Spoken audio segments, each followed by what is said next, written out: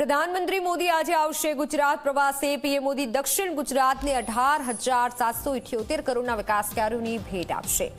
Make in India हेठळ तैयार थयेली Zorawar light टेंकનું કરશે નિરીક્ષણ। હજીરામાં K9 વ્રજ હોવિત્સર ટોપ ઉત્પાદન સુવિધાની મુલાકાત લેશે।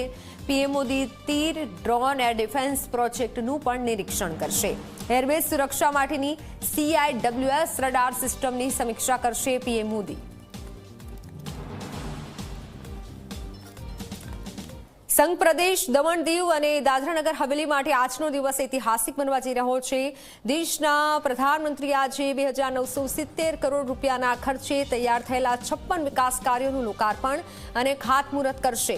નમો હોસ્પિટલ અને નમો એરપોર્ટ જેવા મહત્વાકાંક્ષી પ્રોજેક્ટનું લોકાર્પણ કરશે, જ્યારે આઇકોનિક બ્રિજ, કન્વેન્શન સેન્ટર સહિતના અનેક નવા વિકાસ કાર્યોનું ખાતમુહૂર્ત પણ કરવામાં આવશે। વડાપ્રધાન દમણના કોલેજ ગ્રાઉન્ડ ખાતે યોજાનારી વિશાળ જાહેર સભાને સંબોધશે।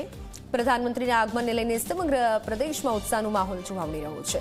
સુરક્ષાની દ્રષ્ટિએ સંઘ પ્રદેશ પોલીસ ઉપરાંત ગુજરાત, મહારાષ્ટ્ર પોલીસની ટીમો પણ ખડે પગે તૈનાત કરવામાં આવી છે। નોંધનીય છે, વડાપ્રધાન સતત 8મી વખત સંઘ પ્રદેશની મુલાકાતે આવી રહ્યા છે। અનેક વિકાસ કાર્યોની ભેટ પ્રદેશવાસીઓને આપશે।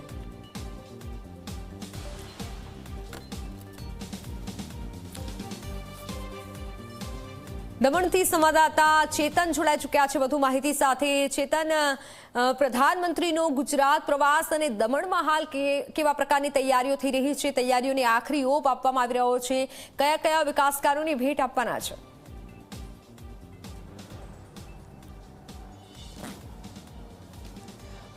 જી બિલકુલ થી આજે વિશ્વ પર્યાવરણ દિવસ છે, ત્યારે દેશના વડાપ્રધાન નરેન્દ્ર મોદી સુરત તથા દમણના મહેમાન બનશે। ખાસ કરીને 2:30 વાગ્યાના અરસામાં દેશના વડાપ્રધાન નરેન્દ્ર મોદી સુરત એરપોર્ટ ખાતે આવી પહોંચશે અને ત્યારબાદ હેલિકોપ્ટર મારફતે નરેન્દ્ર મોદી જે છે તે L&T ખાતે પહોંચશે। L&T ખાતે જે વિવિધ જે સંરક્ષણ હેઠળના જે સંસાધનો છે તેનું નિરીક્ષણ કરશે અને ત્યારબાદ 45 મિનિટ સુધી L&T ખાતે રોકાશે। L&Tનો કાર્યક્રમ પૂર્ણ થયા બાદ ફરીથી વડાપ્રધાન નરેન્દ્ર મોદી જે છે તે ઇન્ડોર સ્ટેડિયમ ખાતે તેઓ એક જાહેર સભાને સંબોધન કરશે, જ્યાં 18,000 કરોડના જે વિકાસલક્ષી જે લોકાર્પણ અને ખાતમુહૂર્તના જે કામો છે તે તેમના વરદ હસ્તે ખુલ્લા મૂકવામાં આવશે। આ સાથોસાથ વાત કરીએ તો આજે વિશ્વ પર્યાવરણ દિવસ છે, ત્યારે સુરતમાં જ્યારે જાહેર સભાનું આયોજન હાથ ધરવામાં આવ્યું છે, ત્યારે દરેક જે ધારાસભ્ય છે, જે મંત્રી છે, તે ઇલેક્ટ્રિક કાર, ઇલેક્ટ્રિક જે વેહિકલ છે, આ ઉપરાંત જે કાર્યકરો છે તે પગપાળા અને સાયકલ મારફતે જે જાહેર સભા સ્થળ છે ત્યાં પહોંચશે।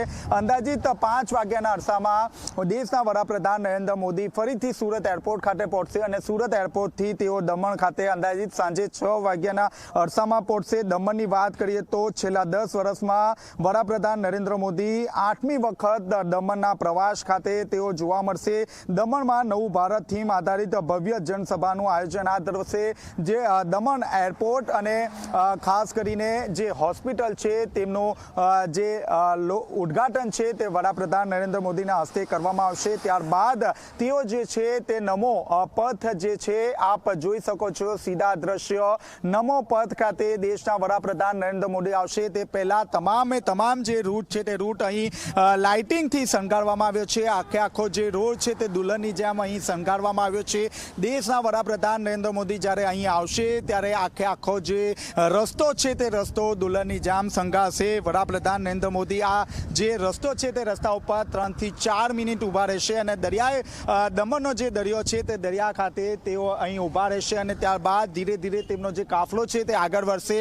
ત્યાંથી જે બજાર છે તે બજાર ખાતેથી એક ભવ્ય રોડ શોનું આયોજન હાથ ધરવામાં આવ્યું છે। અલગ અલગ સ્ટેજ બનાવવામાં આવ્યા છે, જ્યાં દેશના વડાપ્રધાન નરેન્દ્ર મોદીનું અલગ અલગ થીમ ઉપર ભવ્ય સ્વાગત કરવામાં આવશે। ધીરે ધીરે જે કાફલો છે તે કાફલો સભા સ્થળ સુધી પહોંચશે। ખાસ કરીને જો સભા સ્થળની વાત કરીએ તો અંદાજિત 1 લાખથી વધુ જે લોકો છે તે આ સભામાં હાજર રહેશે તેવી પૂરેપૂરી આશંકા વ્યક્ત કરવામાં આવી છે। આ સાથોસાથ જે નાની દમણના સ્વામી વિવેકાનંદ ક્રિકેટ ગ્રાઉન્ડમાં જનસભાનું આયોજન હાથ ધરવામાં આવ્યું છે, જેમાં પ્રશાસક પ્રફુલ્લ પટેલ સહિતના મહાનુભાવો ઉપસ્થિત રહેશે। આ સાથોસાથ દમણ ખાતે 2,970 કરોડના 56 વિકાસના પ્રોજેક્ટનું લોકાર્પણ અને ખાતમુહૂર્ત પણ વડાપ્રધાન નરેન્દ્ર મોદીના હાથે કરવામાં આવશે તે પહેલા આપ જોઈ શકો છો તડામાર જે તૈયારીઓ છે તેનો આખરી ઓપ જે આ છે તે આપી દેવામાં આવ્યો છે અને સમગ્ર જે દમણ જે સિટી છે તેને દુલ્હનની જેમ શણગારવામાં આવ્યું છે. જી બિલકુલ બિલકુલ ચેતન, આભાર માહિતી બદલ. તો દમણને દુલ્હનની જેમ શણગારવામાં આવ્યું છે, પોસ્ટર લગાવવામાં આવ્યા છે કારણ કે પ્રધાનમંત્રી આવી રહ્યા છે. તમામ પ્રકારની તૈયારીઓ થઈ ચૂકી છે અને પ્રધાનમંત્રી સંબોધન પણ કરવાના છે.